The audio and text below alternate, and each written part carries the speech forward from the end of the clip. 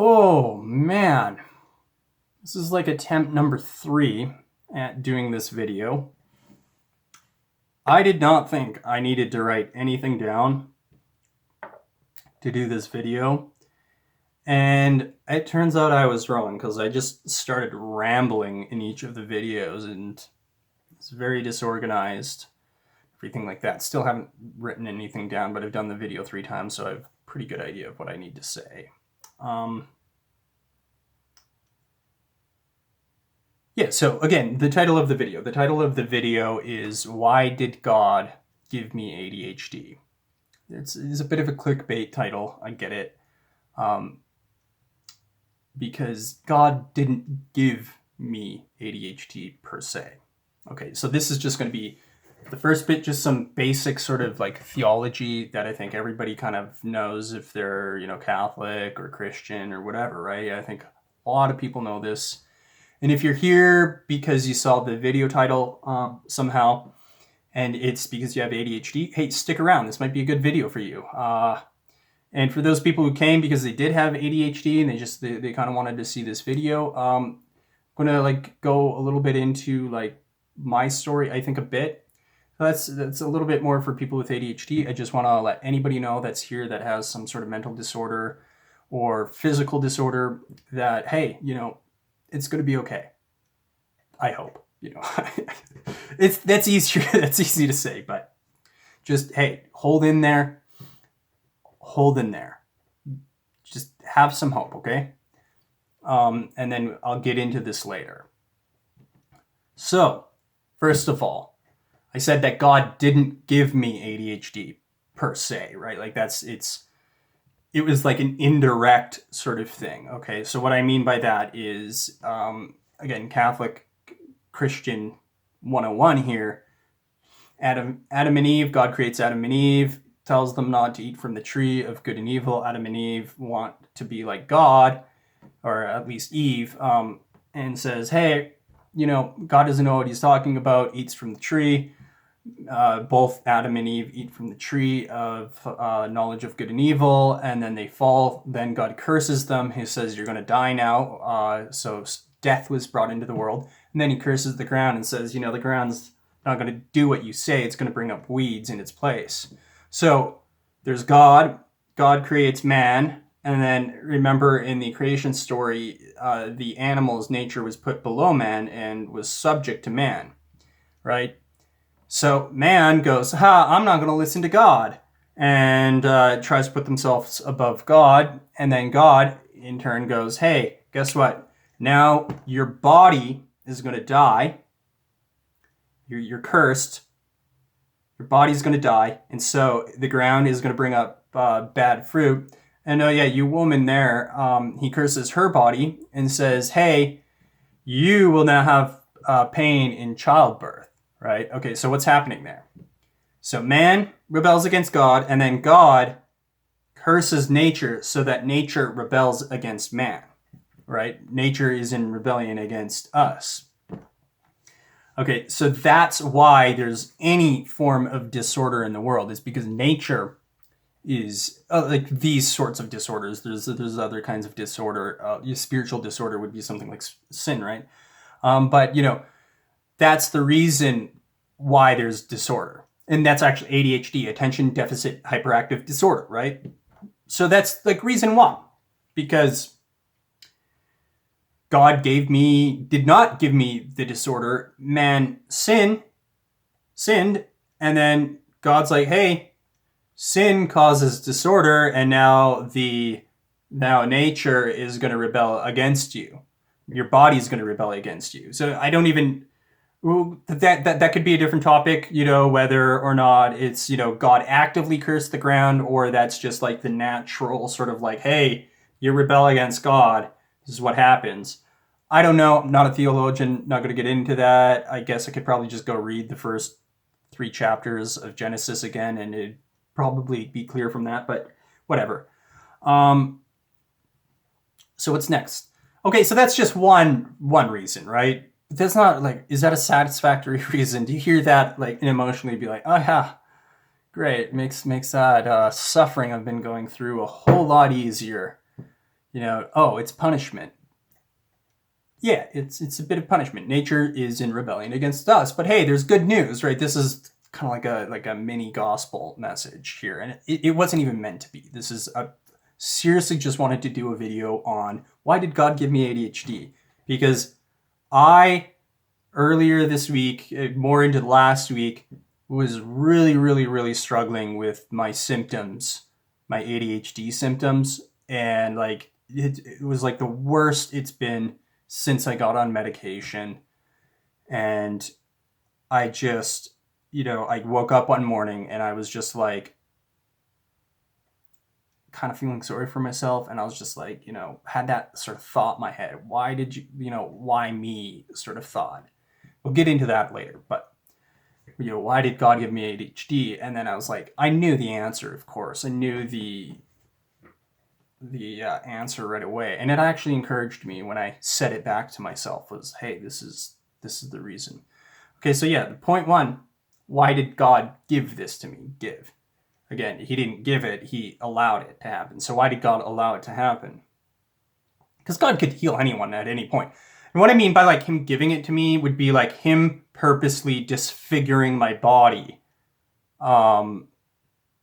Or in my case, it'd be in my brain. He'd like purposely change my brain so that it was more disordered than before. I don't think God really does that. I don't see why he would. He might do it for the odd person, but I think that would be very rare. And if he did, it would either be as a punishment, but probably not. Discipline. Actually, it'd be a discipline. Because the discipline would help them correct, or because, really is just it'd be as a corrective method. It'd actually be done out of love than anything. It wouldn't be the punishment. If he was going to punish somebody, if God's going to punish somebody, so that's the first thing. Why did God give this to me? It wasn't to punish you, other than in the sense that I said that we're all being kind of like we have this like punishment. This temporary punishment here on this earth of the sins of our forefather that is being born into a disordered world, into disordered bodies. That's called original sin. So we're all born into original sin, unfortunately. But no, God really isn't. This is, okay, so I'm going to like make a speculation here. Just understand it's a speculation because I'm not entirely convinced on this, and I don't know if I'm 100% correct. So please do not just understand this as a speculation. This isn't necessarily Catholic teaching, doctrine, or anything like that. Okay. My understanding is that the punishment here on earth isn't really punishment. It's more of discipline. It's a discipline. Okay. Because I mean, there's like punishment in the sense that like, yeah, there's a bit of justice in it, but it's not like in the finality sense. Most of the pain we go through in this life is like more like discipline. It's disciplinary. And it's only punishment if we let it be. Meaning that if we don't take the lesson of the discipline, it becomes a form of punishment. And so that's my understanding of it. I could be wrong. The punishment actually comes when we are either in purgatory or in hell. But again, I could be wrong about that. I could have some of that understanding wrong. My understanding is that, the pains we would be experiencing in this life aren't punishment. Because punishment, here's the nature of punishment. Punishment is pain for the sake of pain, right? That's what punishment is. Discipline is pain for the sake of correction. So even purgatory, I believe, even in there, a lot of that pain is actually pain for the sake of correction, right? Now I've heard this that it's, I don't know enough about purgatory, so I'm going to be quiet on that, because there's this one teaching I've heard I don't quite agree with, which is that it's like actually kind of punishment, which maybe it's both. I don't know, because I'm like, the thing, we all know this about our punishment is we can never actually have enough to get the punishment we deserve. We can never repay our debt. We all understand that if we're Catholic, that we can't actually repay our debt. So I don't understand how it could. Yeah, I'm going to stop talking about purgatory because it gets a little fuzzy for me there. So it's like a different kind of punishment for different reasons. But yeah, that's, again, the discipline and punishment, right? So if you have a disorder, if you were born with a disorder or have had a disorder from a very young age, I don't know if I was born with this or just developed it at a very young age because of environmental factors or whatever. Most of the time, people are born with ADHD. It's not a punishment, okay? I mean, it's a punishment in the sense of like the original sin. It's a punishment of our original sin, but it's like that specific thing isn't a specific punishment for you. Okay, so this is where I'm going to really start getting into things. So, why would God allow you to have the specific disorder that you have? Well, there's, again, the first answer I gave, and then there's another answer. And I really like this answer. My girlfriend, she has, I almost said girlfriend. I did that in an earlier, my girlfriend, my grill. I used to call girls or women grills when I was like a little kid, grill. I don't know if anybody else did that. It's kind of, I think it's like kind of one of these cute things that little kids do is, ew, grill germs, So my girlfriend, no grills allowed in the fort, right? My girlfriend, she was like 12 or 13. She was diagnosed with ADHD. I was diagnosed like 3 or 4 months ago, something like that. I think it was in May. And when she was diagnosed with this, she has this like the hyperactive sort, impulsive hyperactive sort. And so, a very difficult thing to deal with, especially socially, because you're just blurting things out type of thing, interrupting people all the time, blurting things out, getting in trouble at school because of stuff like this. And I mean, trying really hard not to be a bad kid. Thing with kids with ADHD, and I said I was going to get into this a little bit for the people who came that do have ADHD. Thing with people with ADHD is oftentimes they do things, they get in trouble for it, and they don't even really understand what they did wrong. I remember this as a kid, and again, this is not to like my mom, I don't want to like bash my parents or anything, but I remember as a kid getting like yelled at a lot because my mom thought I wasn't listening and just being kind of like confused by it. And I mean, probably hurt as well, but like, I would, why aren't you listening? And I'm like, I didn't even know you were talking to me, or like one story she would tell is she's like, I just remember, you as a little kid, I would send you to go do something. And then, sorry, impersonating my mother is like a thing in my family because there's 4 boys and 1 girl, I think. And so, this like great influence of feminine nature is just like really fascinating to us boys, I think. But I sent you to go do this one thing and you just disappear for, who knows how long. And then I'd be like, where is David at? And then she'd come looking for me and I would just have gotten like distracted and completely forgotten about what she told me to do. And I'd just be sitting there, let's say like staring at the raindrops on the window or something and just be like, whoa, like staring at that. You kind of, so yeah, I mean, I completely forgot what it's talking about. That's bad. But yeah, oh, my girlfriend. Okay, yeah. Now I remember. So my girlfriend then, when she was diagnosed with this, she goes to her mom and she's like, hey, Mom, like, because she's very upset by this, right? That she has this thing. And, it's probably really tough to deal with at that age. It's like a self-esteem thing. It's the way you're viewing yourself, how others might view you. You're struggling with all of that, right? And she says, she asked her mom, she's like, why me? You know, she has like that question, like she's feeling sorry for herself kind of thing, like, why me? Which is understandable in that situation. It's understandable. She goes, why me, Mom? And her mom said something really, really powerful, I think. And her mom just said, Andrea, sorry, I shouldn't have said her name. Oh, well, whatever. Andrea, why not you? Right. Actually, now that I think about it, my girlfriend has a YouTube channel, so with her name on there, so it's whatever. I don't think I doxed her or anything like that, but yeah, she said, why not you? And she told me this story, and I was like, wow, you know, that's a good answer. And that leads into the next point. Why did God give me ADHD, right? Why did God give you the disorder that you have? Maybe you don't have ADHD. Maybe you have, bipolar, or maybe you maybe you just have a back problem, right? Maybe you have a back problem or something like that. Or maybe you're completely normal. Maybe you don't have any problems. There's no one like that. Everybody has problems. I'm sorry.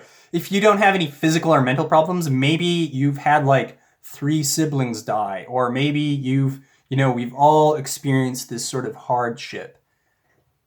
And we all know this. And if you don't know what I'm talking about, I'm just like, good. I'm glad that there's somebody out there like that, but I very much doubt that. I mean, maybe if you're like 4 years old, but then you probably shouldn't be watching this video because you're probably too young for it. But yeah, so why? The next point, again, leads off of that, like, why not you? So why me? The response to that is, why not you? Now, this is, again, if you've just, like, lost, like, your son or something, I'm not trying to say this to you. Just right now is not the time for you to hear that, I think. So that's more for, like, people that are in my situation, right? That's more of a question for people that are in my situation, or a situation, let's say, like, my girlfriend was at that age, where it's like, and it was said in love, it wasn't like this sort of like snarky, like, well, why not you, so-and-so. It was just like, well, why not you? Okay, so the next point then that comes from that point is that God gave that to you because he knew that you could handle it. All right, God did not give me, but he allowed me to have the ADHD that was, my natural body was going to have. He didn't intervene and stop that ADHD from being there, is what I'm saying, right? The reason he didn't do that at that point was because he knew that the soul he was going to be putting into that body, or that he put into that body, or he was going to be putting into the body when it formed, right? Because God knows what's going to happen. He knew that the soul that he was putting in there was going to be able to handle it. And that that soul, in handling it, would glorify God if it chose to handle it. Right? And so God knew that, and that it would probably be that there would be great good that would come out of that. So that's why he allowed it to happen. Now, I can't say if it's the best good. I don't know, right? I'm just saying that he knows that that's what would happen. Now, that's not to say if you have a disorder, what I would suggest is any sort of pain, hardship. What I would suggest is that you pray the same prayer that Jesus prayed in the Garden of Gethsemane, which is, Father, let this cup pass from me, but nevertheless, not as I will, but as thou willest, right? Or, yeah, I think willest. Nevertheless, not as I will, but as thou will. Yeah, I don't know how it's said in the Old English. It makes more sense in the Old English, not because I'm saying it. Never mind. Nevertheless, not as I will, but as you will, just doesn't sound as good. It doesn't flow as good, or as well. It doesn't flow as good, Doesn't sound as good, doesn't flow as well. Okay. Anyway, I would suggest you pray that prayer. Second thing I would suggest you do after that is to try to do what is right within the confines of that pain. So and again, this is where ADHD is actually a really good example of this, because the thing about ADHD is it's very difficult to do certain things, and it's very difficult to sort of differentiate between when you're, what's the mental disorder, what's let's say something like a sin, like laziness or something like that, right? Or let's say if you lean more towards the hyperactive thing, what's more of a sin of like anger or something like that? Where the line's not very clear, and so it becomes very difficult for, say, people like me to actually be able to judge ourselves very clearly, because we don't want to be too harsh, but at the same time we don't want to be too lenient, and so it becomes this thing, because we actually do have a mental disorder, a very real mental disorder. And ADHD, by the way, is a very real mental disorder. I don't know why people doubt this. Your body, again, I just explained how nature is in rebellion against us. And so if you're like, say, one of these like trad cats, and again, I'm kind of like more traditional, right? But that's like, oh no, ADHD isn't real. I'm like, dude, your body is in rebellion against you to begin with, right? We already know that. You can have disorders in every other part of your body. Why do you think that you couldn't have a disorder in your brain? Like, I don't understand the logic there, right? Because I've heard like even really smart traditional sort of like Catholics kind of like hint at this. Maybe I was misunderstanding them, but I'm like, you guys, this is pretty straightforward. This is not complicated stuff. It's not actually a mental disorder. It's a physical disorder. It's just because it affects your mental state of being, right? The disorder is actually a physical disorder, right? It's a disorder in your physical brain. And they know what this is. They know what it is, or not exactly what it is, but they have some pretty good ideas. That's the reason I think it's a disorder, is because they don't exactly know, but they know that it's there. And this happens in the body too. I've heard the argument that it's like, oh, because they don't exactly know of, this one thing, it's not real. And it's like my girlfriend's brother has this kidney disorder. They don't exactly know what's going on there, but it's going on. They know it's disordered because it's not working the way it's supposed to work. Anyways, brief aside. But anyway, like what I was saying with the ADHD is that with that disorder there, it becomes very, very difficult to judge yourself. And so like what I was saying before that was that people, try to live the best, try to do the right thing. Try to do the right thing in this situation. So with something like ADHD, it might be like, oh, hey, I need to, maybe get medication. Actually, one of the reasons I decided to go on medication or try to get diagnosed so that I could go on medication was I looked at my life and said, hey, I'm probably going to be living a better life, a more righteous sort of life. I'm probably going to be able to do things like that better if I get diagnosed than if I don't. Not to say that I would, be unrighteous, but, there's like these prudential decisions sometimes we have to make in the midst of like our disorders. And so this is like what we call picking up our cross, right? This would be like an example of picking up our cross, is that we take the weight of what we have to deal with and we kind of carry forward with it, right? So we don't sit there and get really discouraged. Sorry, excuse me. We don't sit there and get very discouraged. We try to like pick up our cross and follow Christ, right? And hey, you might have to go easy on yourself sometimes. You might have to go hard on yourself sometimes. And again, this is why I said ADHD is actually a really good example of this, is because that's like the very nature. You're having troubles focusing, or, you get in this hyper focus. And you don't want, if you're too hard on yourself, this is like if you have ADHD, if you're too hard on yourself, that's not going to be helpful. it's really not going to be helpful. But if you're too lenient on yourself, it's not going to be helpful either. And then now you have to like draw this sort of like middle line, and you have to like really learn where that middle line is. And so that's like part of the picking up your cross. It's learning to carry forward with the disorder God gave, God allowed you to have. And again, he allowed you to have that because he knows that you, specifically you, he created he put the soul in that specific body because he's like, that's the best person for that job. And that's where the comfort is. That's what I was going to say. Stick around people with ADHD. That's where the comfort is. Stick around people with autism, anything like that. And again, like I said, we all have it. It's just different, varying degrees and different types, right? We all have stuff in our life. And he gave it to you because he loves you enough to believe in you. And he's like, you are going to be able to handle that. And it's going to act as a correction at certain points in your life. Like for a person like me with the ADHD, one of the things it did was it corrected some of that pride.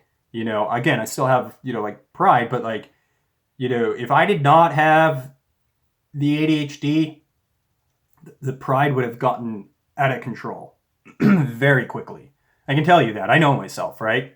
But when you're failing at things that you should be succeeding at, if you didn't have that disorder, and you just like keep feeling like a failure and like a failure and like a failure and like a failure and like just anything you're trying fails because you just can't complete it because of the disorder that you have, the pride that you have starts to get worn down very quickly. And again, that was like a tool God used. He's just like, hey, the soul, again, so that maybe that's another thing, right?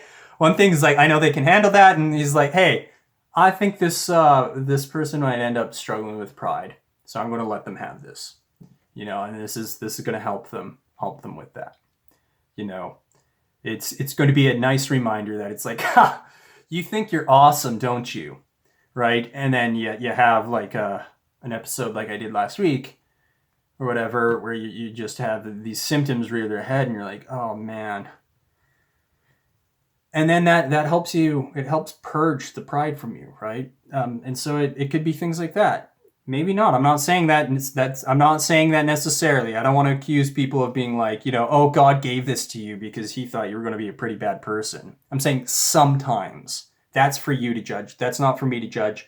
I judge that within myself. I realized that within myself. I was like, I can think of a reason God gave this to me right away. It's because he loved me enough to be like, hey, David's pride might need some help, and I love David, so I don't want him being really proudful because that's going to become between us. That's going to be a major roadblock. So boom, here you go.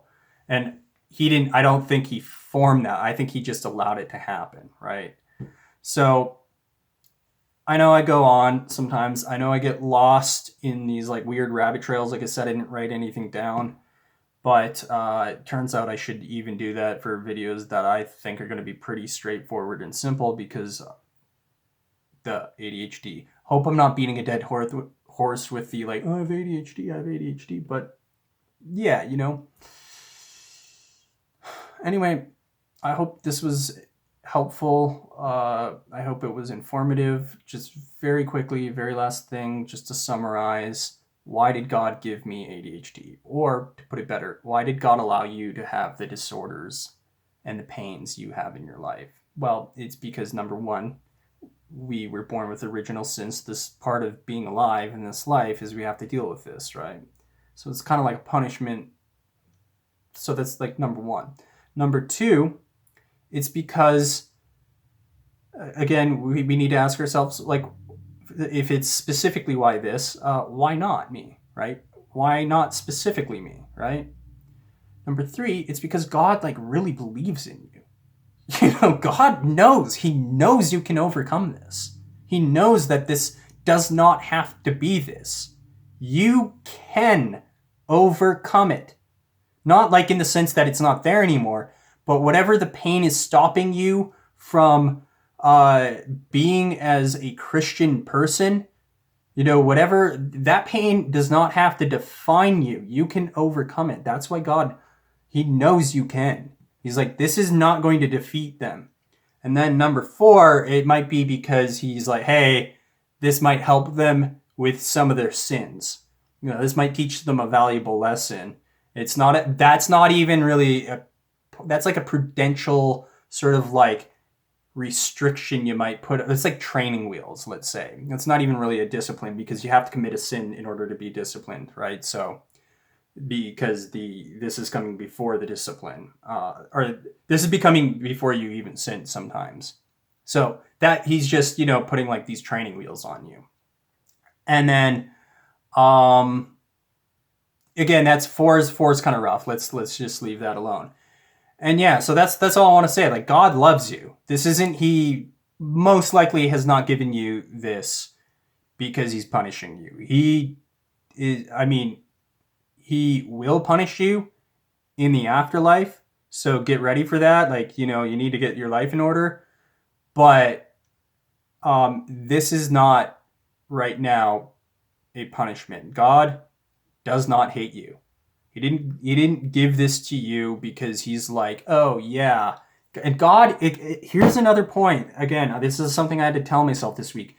God has not abandoned you. He will never abandon you. Even if you're in mortal sin, anything like that, just repent. God is willing at any point in your life to forgive you as long as you are willing to take the proper steps to repent. So the first step is, an perfect act of contrition, and then, you go to confession, right? So God is willing to forgive you at any moment in your life. He will never, ever, ever abandon you if you chase after him. Not at any moment will he abandon you. He loves you. He loves you. And sometimes, we've had this said to us, like, by ourselves, that it's like, God doesn't love me.